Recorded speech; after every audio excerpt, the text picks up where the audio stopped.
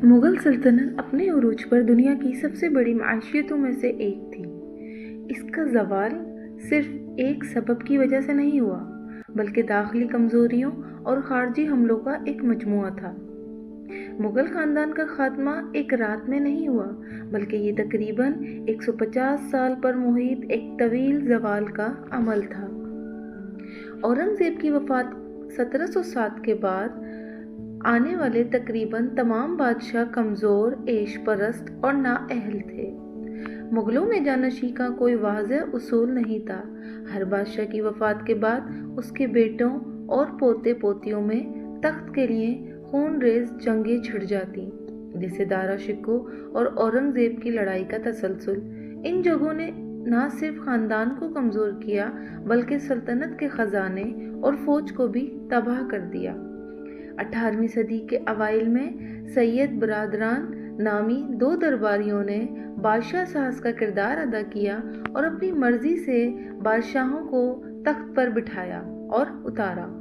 इससे बादशाह की इज्जत और मरकजी ताकत खत्म हो गई। जागीरों की कमी, जागीरदारों की बढ़ती हुई तादाद और रिश्वत सतानी ने जागीरदारी निज़ाम को तबाह कर दिया। इसके नतीजे में किसानों पर टैक्स का बोझ बढ़ा और उनमें बगावत का रुझान बढ़ गया। ख़ास तौर पर औरंगज़ेब की दक्कन की तवील महमात ने मुग़ल ख़जाने को खाली कर दिया। दक्कन पर कब्ज़ा तो हुआ, लेकिन इसके दिफा और इंतज़ामी अमूर पर मुस्तकिल बहुत बड़ा माली बोझ पड़ा, जो सल्तनत बर्दाश्त न कर सकी। मरहटों ने ख़ास तौर पर शिवाजी के बाद गोरिल्ला जंग के ज़रिए मुग़लों को मुसलसल परेशान किया। 18वीं सदी में पेशवाओं की क़यादत में मरहटे एक बड़ी ताकत बनकर उभरे और उन्होंने दक्कन और वस्ती हिंदुस्तान के बड़े हिस्सों पर कब्ज़ा कर लिया। पंजाब में सिख और मथुरा के इलाके में जाटों ने मुनज़्ज़म बगावतें की, जिसने मुग़ल को मज़ीद कमज़ोर किया और उन्हें इन इलाकों का कंट्रोल खोना पड़ा। सूबाई गवर्नरों जैसे नवाबोध और निज़ाम हैदराबाद ने मरकज़ की कमज़ोरी का फ़ायदा उठाकर अपनी खुद मुख्तारी का ऐलान कर दिया, जिससे सल्तनत सिर्फ दिल्ली और उसके गिरदोनवा तक महदूद होकर रह गई। नादिर शाह का हमला।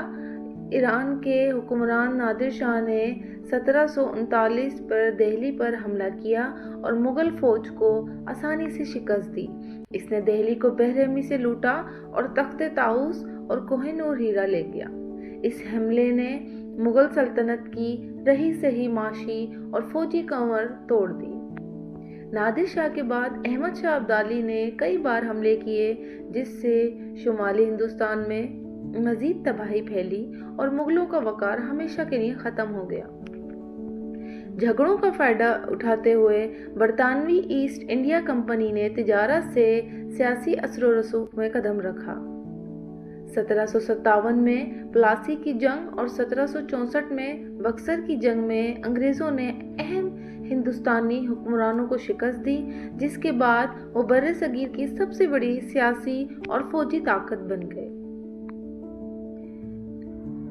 मुग़ल बादशाह सिर्फ पेशन याफ्ता कठपुतली बनकर रह गए, जिनका इख्तियार लाल किला की 4 दीवारी तक महदूद था। बहादुर शाह ज़फ़र एक शायर और बराए नाम बादशाह आखिरी मुग़ल हुक्मरान थे। 1857 की जंग आज़ादी में हिंदुस्तानी सिपाहियों ने बहादुर शाह ज़फ़र की क़यादत में अंग्रेज़ों के ख़िलाफ़ बगावत की। मुग़ल बादशाह की शिरकत ने इस बगावत को कानूनी हैसियत दी। अंग्रेज़ों ने बगावत को कुचल दिया और शदीद इंतकामी कार्रवाई की। बहादुर शाह ज़फ़र को गिरफ्तार किया गया, उनके बेटों को उनकी आंखों के सामने कत्ल किया गया और फिर 1858 में उन्हें रंगून बर्मा जला वतन कर दिया गया, जहां वो 1862 में एक कैदी की हैसियत से वफात पा गए। 1858 में बरतानवी पार्लियामेंट ने बाज़ाब्ता तौर पर मुग़ल ख़ानदान के इक़्तिदार के ख़ात्मे का ऐलान कर दिया और पूरे हिंदुस्तान का कंट्रोल बरतानवी क्राउन ताजे बरतानिया के तहत आ गया। मुग़ल नस्ल का वजूद आज भी है, लेकिन ये एक दर्दनाक हकीकत है कि उनकी ज़िंदगी अपने आबाओ अजदाद के जाहो जलाल के बिल्कुल बरक्स है। چونکہ مغلوں نے تقریباً 300 سال حکومت کی، اس لیے ان کی نسلیں برصغیر کے مختلف حصوں دہلی، لکھنؤ، حیدرآباد، بنگال، بہار اور پاکستان کے مختلف شہروں میں پھیل گئیں۔ شاہی خاندان کے بہت سے افراد نے گرفتاری اور قتل سے بچنے کے لیے اپنی شاہی شناخت چھپا لی اور عام مسلمانوں کے درمیان شامل ہو کر گمنامی کی زندگی گزارنا شروع کر دی۔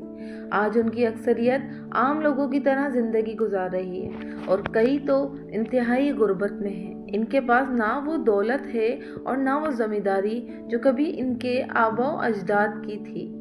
جیسا کہ پہلے بتایا گیا، بہادر شاہ ظفر کے پرپوتے کی بیوہ سلطانہ بیگم جیسے افراد کو بھی حکومت کی طرف سے معمولی پینشن یا امداد پر گزارا کرنا پڑا۔